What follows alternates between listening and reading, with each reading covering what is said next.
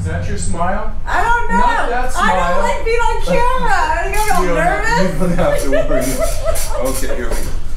Hey everyone, thanks for tuning in. You're watching In Deep on the Delta. This is the weekly report, so keep it tuned. We are going to get into the weekly report in just a minute, but I'm here at Paradise Point Boat and Engine Repair.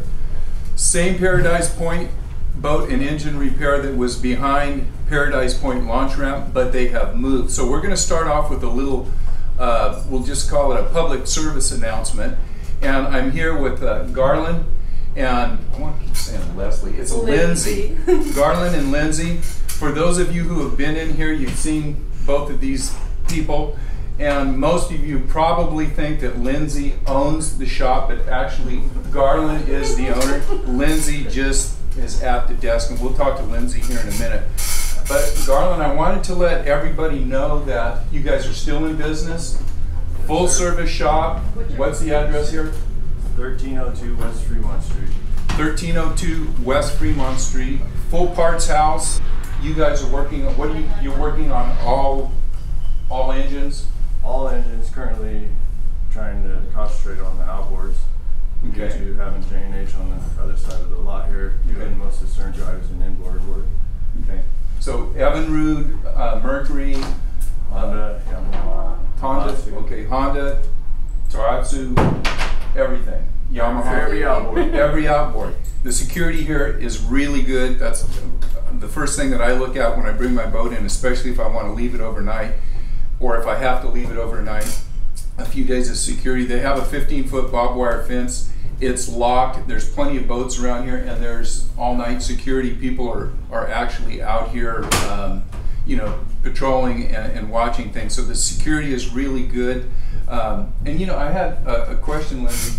There was a rumor going on that you were no longer on the front desk. You were doing the work, the mechanics. That's not true. That is not true. So Lindsay does the mechanics on the phone. Maybe on the phone I do, yeah. So if you come in, you'll talk to Lindsay. If you're on the phone, you probably talk to Lindsay, and she's not just another pretty face. I've done business here.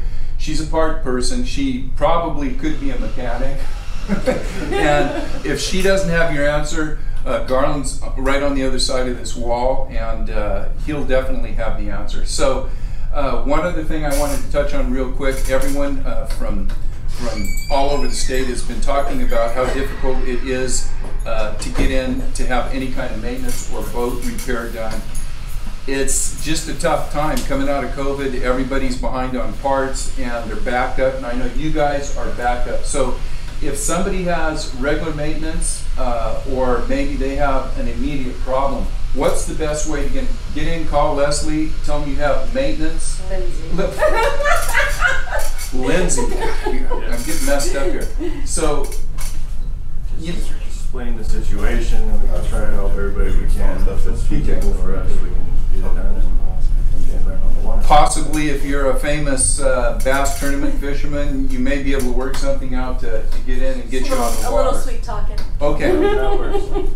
Anything else you guys would like to say? We also took on Delta Marine Services outboard service department and their top mechanic Jerry. So we have shop full of certified mechanics, basically probably the best around. All right, so that's it, guys. No longer are they behind the ramp at Paradise Point, and once again the address? 1302 West Fremont Street. 1302 West Fremont, almost under I-5 in Fremont. So if you guys are looking for where they're at, you know where it's at, and that's it. Thanks for filling me in on everything. Hopefully you'll see these guys around. All right. All right, through the miracle of editing, we're back here on the Delta, and I'm going to be doing the Delta fishing report for the week of July 15th. We're going to get right into it because the fishing has been really good, and I don't want to waste your time. I know you guys are chomping at the bit to get out here and start fishing. So let's get going right now. Water conditions are perfect. Water temperatures are around 80 degrees. Visibility is 3 to 5 feet depending the day that you're out here and what area you might be in. The pressure out here is very light, especially on the weekdays. It's been extremely light.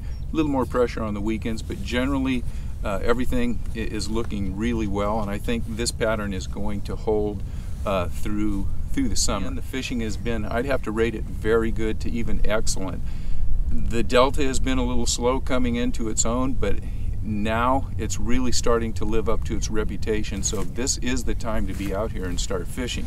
So let's start off with talking about the information that I've gotten from the shops, Hook, Line, and Sinker, Outdoor Sportsman, and all the subscribers that have been sending me in their reports. And again, especially for you guys that every single week you guys are sending me reports. I know a lot of you guys are probably out here 2 or 3 times a week. I really appreciate you guys sending those reports. It's been a lot of fun reading what you guys are doing, and it's really helping me to formulate what's going on out here. Fish are getting aggressive and they're hitting faster moving baits. So if you're coming out on the weekend, 3 baits that you should have tied on. Number 1, a chatterbait, a spinnerbait. Spinnerbaits have been coming into play more and more, and they're kind of a forgotten bait, but they're really starting to happen out here, and they're happening right now. So not only have a chatterbait on, but a spinnerbait, and also crankbaits. I have also been catching some fish on some buzz baits, which last year for me wasn't a great buzz bait year, but it looks like they're starting to chase buzz baits. So if you like power fishing, fishing fast, and you're fishing those baits, you're going to have a good time. Here's one of the trends for fishing those 4 baits. People are talking about black and red, black and red, black and red. So if you get out here, make sure whatever you're throwing have some black and red in it, and obviously we know that black and red means crawdad colors. If you don't have black and red, make sure you have something that looks like a crawdad. The fish are really responding to those darker colors. So those are 4 power baits that you're going to fish. Worming hasn't, you know, there are people getting fish on worms, but it's kind of like a secondary thing. You know, when the bite slows down, everybody goes to a worm. But a lot of people are fishing those power baits. Punching and flipping is doing really well, and let's talk about that real quick maybe for some of you guys that are getting confused when it comes to punching and flipping, because a lot of guys, you know, they can cross over real easy. If you're punching, most people are thinking they're punching into surface vegetation and going through the mat and punching down underneath. That is punching, but a lot of people that are what I call flipping, which means punching or flipping baits into submerged vegetation, maybe offshore, maybe in 4 to 6, 8 feet of water where you see those clumps of vegetation. They're throwing either a full punch rig with maybe 1 ounce or 1.5 ounces, or maybe a flip rig that may only have a 1/2 ounce or 3/4 ounce, but they're pitching them out to the base of these vegetation clumps, submerged vegetation, a little bit offshore. That's a technique that you should not be passing up, because it's producing some good stringers of fish, and you catch a lot of bigger fish when you're punching or flipping, whatever you want to call it. So make sure you got a punch rod, a flip rod.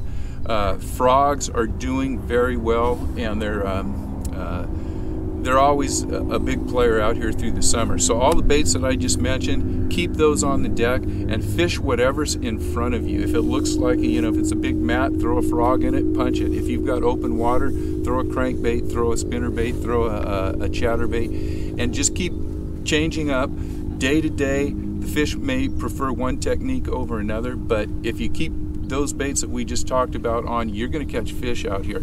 What have I been doing? I've been fishing early and late. I did not fish that 105 to 108 degree weather during the middle of the day, but I was out before daylight, and I would fish till about 9 in the morning, or I would go out about 7 in the evening and fish, you know, through till maybe about 10 p.m. I can tell you this, the morning bite and the evening bite have been very, very good, and they're getting more and more consistent. Fishing topwater baits, and I am throwing the Bubble Walker. That has been an absolute killer. They are coming on to buzz baits. Whopper ploppers have been kind of on the back burner. I'm getting a few bites on whopper ploppers, but I'm throwing more buzz baits and walking baits, and also frogs when you get into the areas where you can't throw an open hook bait. The frogs that I have been using are the standard walking frogs, but I've been getting a lot of reports on guys throwing frogs throughout the day, the ones with tails that make a surface disturbance. So they're not actually walking frogs, they're using them much more aggressively, throwing them out. almost using them like a buzz bait, getting that tail or the legs to kick and make a little water disturbance. So that might be another thing you might want to try during the course of the day. But if you really want to get out here and only fish a few hours or have a bite that's compressed into about a couple hours, make sure you're here before daylight, fish till about 8, 9 o'clock, or come out after dinner and fish the evening, stay out till dark. As soon as the bite dies off, you go home. That's your best chance of catching a lot of fish in a short period of time. It's also, I think, your best chance to get a really big fish. Next week I will be loading, on Tuesday I'll be loading up a video, and it'll have some action that I've had. It'll show you some action that I've been having in the morning and in the evening. Doesn't have a whole lot of instructional video, but just a lot of action. Talk about what I'm fishing, and you'll see the kinds of areas that I'm fishing. So with that, thank you guys for tuning in, and we will see you guys next week, if not before. Hopefully, if you see me on the river, make sure you stop and say hi. If you haven't subscribed, make sure you subscribe. Make sure you tell a friend. With that, you guys take it easy. Have a good week fishing, and we'll see you next week.